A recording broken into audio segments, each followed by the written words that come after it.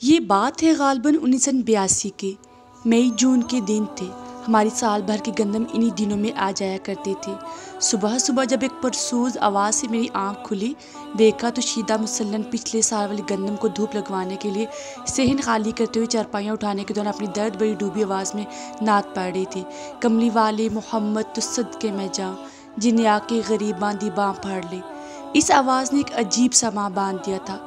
वो बार बार इसी लाइन को दोहरा रही थी और मेरा दिल चाह रहा था कि वो ऐसे ही पढ़ती रहे। इसी वक्त अम्मा ने इसे जल्दी काम ख़त्म करने का कहा, क्योंकि थोड़ी देर में इस साल की नई गंदम पहुंचने वाली थी, जिसको धूप लगवाकर गंदम वाले दूसरे भड़ोले में महफूज कर दिया जाना था। जब गंदम पिसवानी होती तब भी शीदा आकर छान फटक कर इसे साफ कर देती और फिर चाचा अल्लाह साहब गंदम को गधे पर लाद कर तू वाली चक्की से पिसवा कर लिया था। शीदा छोटे कद की इंतहा दर्जे की सीधी सादी खतून थी। अक्सर इसके बाल इसके छोटे से माथे के ऊपर आए रहते, जिससे इसका माथा मजीद छोटा लगता था। इसके बोलने में भी खफीफ सा मसला था कि कुछ अल्फाज सही तरह से अदा नहीं कर सकती थी। कभी कभार इसके अपने घर के बच्चे इसके छुपा कर रखे हुए पैसे निकाल लेते तो इसकी आंखों में आंसू होते और वह कहती, मुझे पता है कि मेरे पैसे किससे निकाले हैं, अल्लाह मुझे और दे देगा। शीदा की एक ही बेटी थी जिसको वो कभी अपने साथ काम पर नहीं लाती थी, बल्कि इसकी परवरिश बड़े नाजों से की थी और जवान होने पर इसकी शादी बहुत छोटी उम्र में कर दी। इसके शोहर ने इसे छोड़ दिया था, लेकिन इसकी ज़ुबान पर कभी कोई शिकवा शिकायत या बद्दुआ नहीं होती थी। बसा औकात गाँव के लोग इससे काम करवा लेते, लेकिन इसको मजदूरी पूरी ना देते, लेकिन इसने कभी किसी को कुछ नहीं कहा। बस अपने ज़िम्मा लगाए गए काम को पूरी ध्यानदारी से अंजाम देती थी और पंजाबी के नाते काम के दौरान पढ़ती रहती थी। इस साल गंदम की सफाई के लिए शीदा आई तो मैं भी नात के शौक में इसके साथ बैठ गई। शीदा गंदम के दाने छाननी में डालती और छानने के साथ साथ बड़े जज़ब के आलम में पढ़ती जाती। तेरी खैर होवे पहरेदारा, रोजे दी जाली चुम लैन दे, असां वेखना ही सोने दा नज़ारा, रोजे दी जाली चुम लैन दे। साडे अल्लाह ने ए दिन विखाए, इत्थे डेरे गरीबां ने लाए, इत्थे रब दा हबीब ए प्यारा, रोजे दी जाली चुम लैन दे।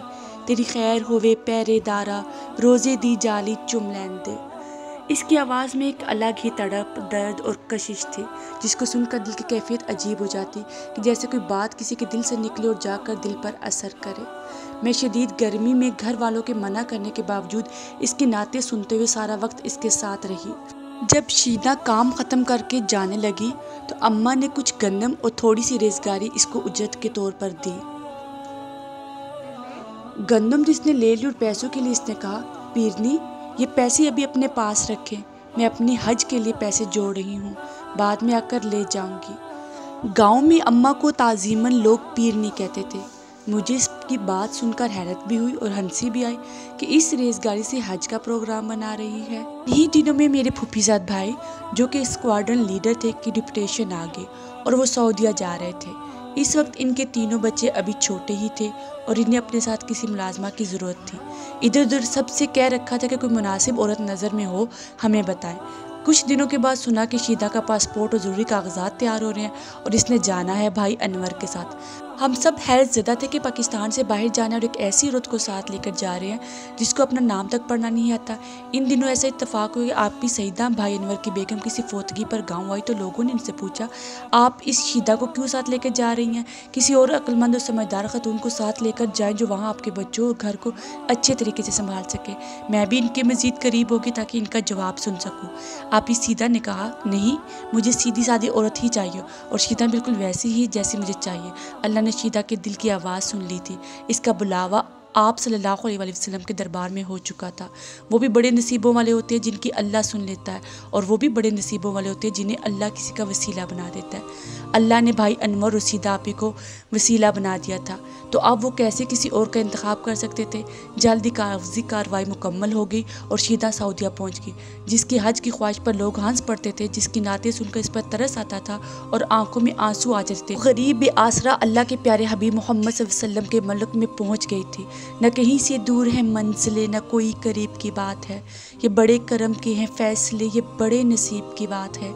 इसके बाद वहाँ शीदा ने एक से ज़्यादा हज किए। बहुत मरतबा इसकी हाज़िरी आप सल्लल्लाहु अलैहि वसल्लम के दरबार पर हुई और बहुत मरतबा अल्लाह के मेहमान बनने की इज़्ज़त नसीब हुई। आप ही सीधा बताते हैं कि एक मरतबा सहनी काबा में हम लोग बैठे थे और शीदा गालिब हजर असवद के बोसे के लिए जाने के लिए मुझे बाबा कह रही थी और मैंने इसे सख्ती से मना किया। इसी वक्त अचानक किसी ने मेरी कमर पर डंडा रसीद किया।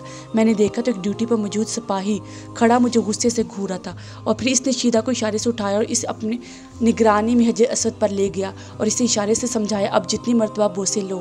और फिर वो हजर असवद से लपट गई और खूब बोसे लिए। आप ही सीधा बताते हैं कि मैं इसके नसीब पर रश कर रही थी कि मुझे तो डंडे पड़ गए और इस पर अल्लाह को इतना प्यारा है कि इसे बड़ी इज्जत के साथ हजर असवद पर बोसे से लेने नसीब के। इसकी वफ़ात गालिबन 1995 सितंबर में हुई। इस वक्त तक मैं अपने बच्चों घरदारी में मसरूफ़ हो चुकी थी, इसलिए अब गांव जाने का मौका कम ही मिलता था। लेकिन अल्लाह की करनी ऐसी कि ऐन इसी दिन मेरे शोहर के फूफीज़ाद भाई की फौतगी की वजह से हम सब लोग गांव में ही थे। जब गांव की मस्जिद में ऐलान हुआ कि शीदा का इंतकाल हो गया और 5 बजे जनाजा होगा, तब जितने लोग हमारे एक रिश्तेदार के जनाजे के लिए आए थे इन सब ने शीदा का भी जनाजा पढ़ा।